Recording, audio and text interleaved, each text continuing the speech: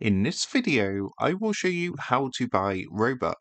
This should be a quick and easy tutorial to follow, but before we do continue, please consider leaving a like on the video and also subscribing to the channel. I really do appreciate it. Now, of course, Robux is the in-game currency for Roblox, so you need to purchase Robux to purchase certain items and things like that for Roblox. So to go ahead and actually buy Robux, what you want to do is come across to Roblox and log into your account. Once you're logged in, come up to the top right hand corner and you're going to see the Robux icon just up here. So what you want to do is give that a click. Then what's going to happen, you're going to get some options come up. You can see the top option says to buy Robux. So all you need to do is give that a click and that's going to take you to a screen like this. With Robux, what you can do is buy one-off Robux purchases, Robux bundles, as you can see here. Or what you can do is subscribe to Robux Premium, which at the time of recording gives you 1,000 Robux each month for £9.99. If you want to purchase a one-off package of Robux, of course you just want to select from here which package you want. For example, if we wanted the £19.99 package where you get 2,000 Robux, we would simply click onto the Robux here,